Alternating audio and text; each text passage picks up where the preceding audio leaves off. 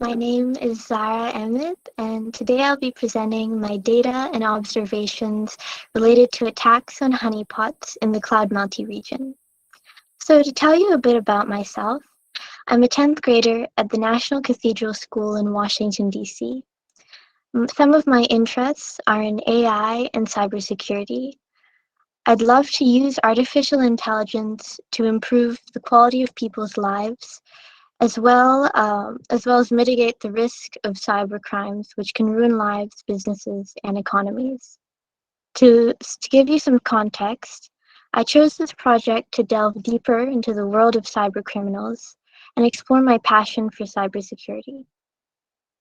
I'd like to thank you all for being here, and I'd also like to thank my mentors, Shayna, Ramon, and Joanna, for giving me the opportunity to speak with you all. So let's get started.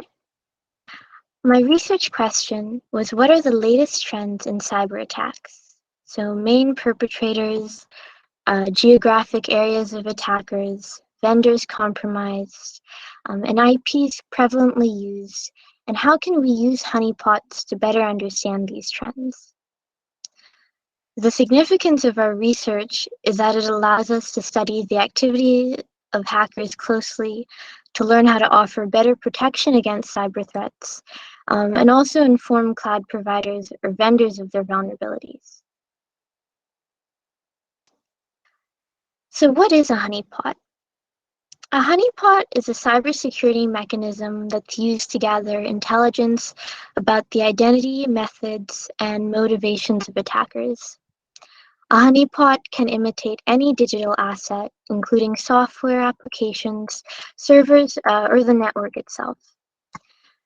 The basic premise of a honeypot is that it should intentionally be designed to look like a legitimate target, to convince the attacker that they've accessed an actual system, and also encourage them to spend time within this controlled environment. Our project specifically explores research honeypots, which are meant to obtain the latest information from criminal intrusion attempts about current attack techniques and the attackers behind them. The intelligence gathered is a great way to evolve cybersecurity strategies in response to real-world threats, and also identify potential blind spots in the established framework and network security. So we decided to use a cowrie honeypot. Cowrie is basically a system designed to capture secure shell connections and record their session info. With Cowrie, we were able to look at the total number of connections, see the geographic distribution, meaning the number of connections in each country, and the net block or ASN owner, highlighting organizations with a high number of attacking hosts. It's important to note that the attacking hosts are often compromised systems that are launching attacks, and we'll see plenty of examples later in the data. So how did we do this? We deployed the honeypot on an AWS instance and recorded the data. We then imported the data to Google Colab to analyze. These are two examples of how we organized all the logs related to the honeypot in list format. So to your left, code 1, using the for loop, we run through each item in the JSON list and add each piece of data to our new list. Now to your right, code 2 takes the list of unique IP values and creates a new list called IP data list. So for every unique source IP in our list, we want to run the API to get information about the unique IPs. So each API output is added to the list.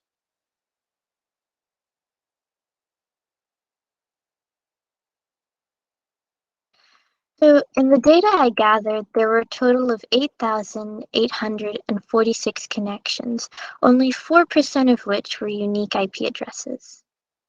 On day 1, which is represented by bar chart number 1, the top 3 countries attacking the honeypot were the US, with 36 unique IPs linked to it, and China and Singapore, with 18 IP addresses linked to each.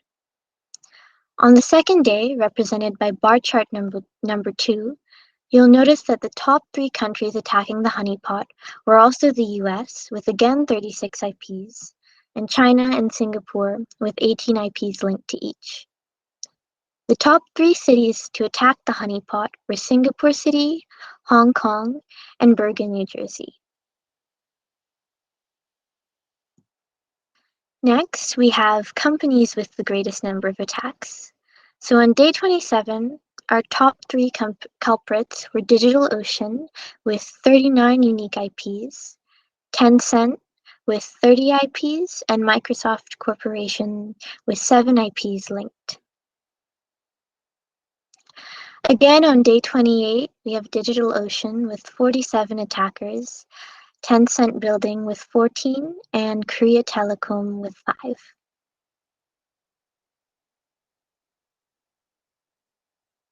So this next slide doesn't talk about unique IP addresses anymore, but it talks about the top IP addresses used repeatedly to attack. So on the 27th, you can see that the first IP is used 2,185 times. That IP is associated with China Unicom. And the second IP is used 445 times, and it's originally located in Michigan. And the third IP is used 350 times, which is located in France. On the 28th, the first IP is used 483 times, associated with ChinaNet. The second is used 240 times, located in Finland. And the third is used 250 times from New Jersey. So this data allows us to better understand our main culprits and to keep them in mind. So to summarize, the honeypot ran on AWS for 2 days and logged over 8,000 events. The main objective of the honeypot was achieved. We were able to highlight IP addresses from attackers, find trends in geographic locations, and pinpoint companies that were compromised. We concluded that the top 3 attacks were consistently located in the US with a total of 72 unique IPs, China with 36 IPs, and Singapore with another 36 IPs. So for both days, attackers were mainly associated with DigitalOcean. A total of 87 IPs were linked to that company. The IP address used over 2,000 times was associated with China Unicom. Next steps would be alerting DigitalOcean about their vulnerability. They can take care of accounts that were compromised, and also we can watch out for highlighted IPs. With the data we collected, it would also be interesting to dig into username and password trends. Future areas I'd really like to explore are malware analysis, penetration testing, and deploying honeypots to larger systems and other areas in cybersecurity. So that concludes my presentation. Thank you so much, and if you have any questions, feel free to ask.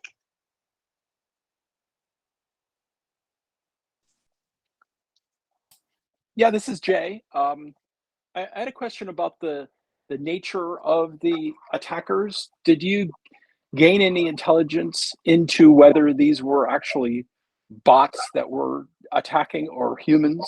And could you differentiate? Did your analysis provide any information to differentiate those 2 types of attackers?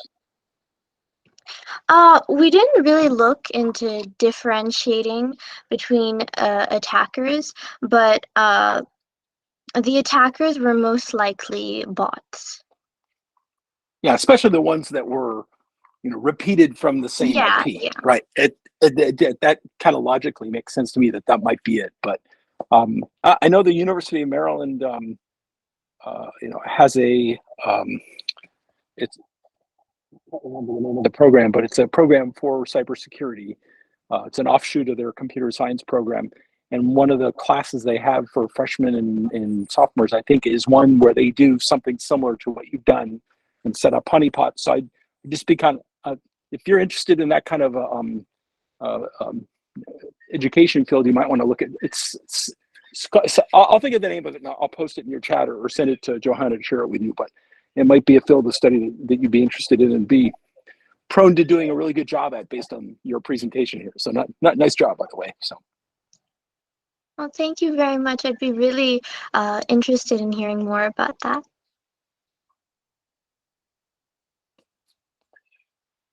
So because I'm just thinking it's great to know this kind of information that you've come across, and it's really helpful to see, where the attackers are coming from. It's kind of fascinating to see it come from, big companies like Microsoft and things.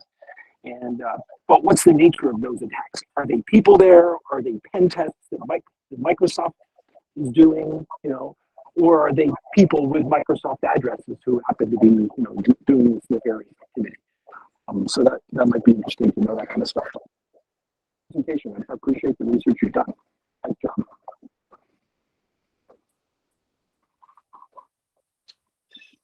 Nice job, Zara. This is interesting to me because because I don't know anything about cybersecurity. But just one quick question for you is, how does this data, particularly these top 3 locations where attacks come from, how does it compare to, I guess, data out there that maybe other people have done and wrote about? So I'm just curious. Yeah.